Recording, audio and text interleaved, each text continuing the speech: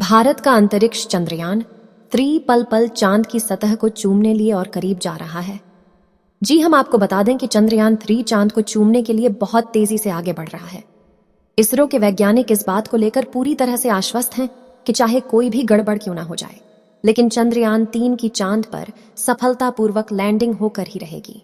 पहले ISRO chief S Somnath और फिर चंद्रयान 2 और की लॉन्चिंग के वक्त इसरो के सहयोगी रहे एरोस्पेस वैज्ञानिक प्रोफेसर राधाकांत पाधी का भी दावा है कि चंद्रयान 2 की असफलता के बाद इसरो ने बहुत सुधार किए और चंद्रयान 3 को इस तरह से बनाया गया है कि वह सफलतापूर्वक लैंडिंग कर ही लेगा और बहुत ही जल्दी चंद्रयान 3 चंद्रमा पर भारत का झंडा लहराएगा। इसरो के वैज्ञानिकों ने दी 21 अगस्त को चंद्रयान 3 के लैंडिंग पर ताज़ा अपडेट भी जारी किया है। बताया कि लैंडिंग का समय 23 अगस्त शाम 6:04 रखा गया है। इस समय यान को चांद की सतह पर सुरक्षित और सॉफ्ट लैंडिंग की कोशिश की जाएगी और चंद्रयान 3 चांद की तरफ बरच रहा यान 3 की चंद्रयान 2 के ऑर्बिटर से सफलतापूर्वक संपर्क स्थापित हुआ है। दोनों के बीच दो तरफा संवाद हुआ है। चंद्रयान 2 के ऑर्बिटर ने चांद की कक्षा में यान 3 का स्वागत किया है। बता दें कि रविवार सुबह तक चंद्रयान 3 की चांद की सतह से दूरी महज 25 किलोमीटर थी, जो अब घटकर काफी कम हो गई है। चंद्रयान 3 चांद के चारों तरफ चक्कर लगाते हुए उसके नजदीक आ रहा है। चंद्रयान 3 मिशन 23 अगस्त की शाम को चांद की सतह पर लैंड कराया जाएगा। हालांकि इससे पहले विक्रम लैंडर के लिए अनुकूल स्थितियों को पहचाना जाएगा।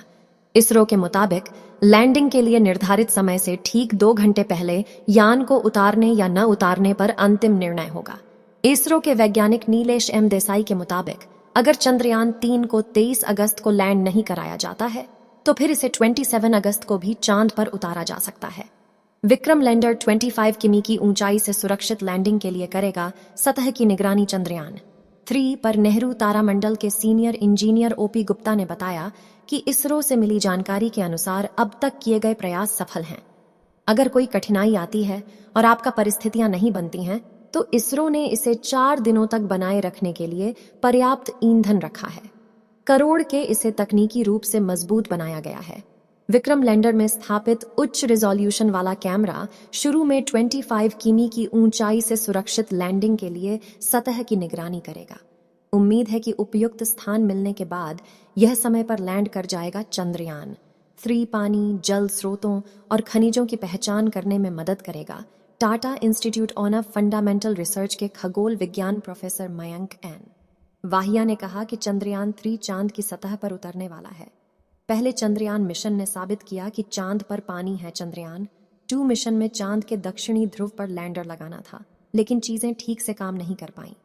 चंद्रयान 2 का मॉड्यूलर मिशन उल्लेखनीय रूप से सफल रहा। चंद्रमा पर उतरना कितना मुश्किल है, इसका अंदाजा लगाने के लिए आप देख सकते हैं कि रूस लूना 25 को उतारने में सफल नहीं हो सका। मुझे पूरा यकीन है कि 23 अगस्त को सफल लैंडिंग होगी। चंद्रयान 3 हमें पानी, जल स्रोतों और खनिजों की पहचान करने में मदद करेगा। चंद्रयान 3 मिशन का लैंडर मॉड्यूल चांद की सतह से महज 25 से 150 किलोमीटर की दूरी पर चक्कर लगा रहा है। इसरो के मुताबिक चंद्रयान 2 के ऑर्बिटर का चंद्रयान 3 के लैंडर मॉड्यूल से संपर्क हो गया है। अब 23 अगस्त का इंतजार है, जब चांद की सतह पर सॉफ्ट लैंडिंग के साथ ही भारत इतिहास रच देगा और ऐसा करने वाला दुनिया का चौथा देश बन जाएगा। अभी तक अमेरिका, रूस और चीन ने ही चांद की सतह पर सॉफ्ट लैंडिंग करने में सफलता हासिल की है। इतना ही नहीं, चांद के दक्षिणी ध्रुव पर सफल लैंडिंग कराने वाला भारत पहला देश हो सकता। अंतरिक्ष अनुप्रयोग केंद्र इसरो अहमदाबाद के निदेशक नीलेश एम देसाई ने बताया कि 23 अगस्त को चंद्रयान 3 के चंद्रमा पर उतरने से 2 घंटे पहले हम लैंडर मॉड्यूल की स्थिति और चंद्रमा पर स्थितियों के आधार पर इस पर निर्णय लेंगे कि उस समय इसे उतारना उचित होगा या नहीं। यदि कुछ भी अनुकूल नहीं लगता है तो हम 27 अगस्त को मॉड्यूल को चंद्रमा पर उतार देंगे। कोई समस्या नहीं होनी चाहिए और हम 23 अगस्त को मॉड्यूल को चंद्रमा पर उतारने में सक्षम होंगे। चंद्रयान 3 का लैंडर 23 अगस्त की शाम 6:04 पर चंद्रमा की सतह पर उतरेगा और यह पूरे भारत के लिए बहुत ही गौरव की बात है।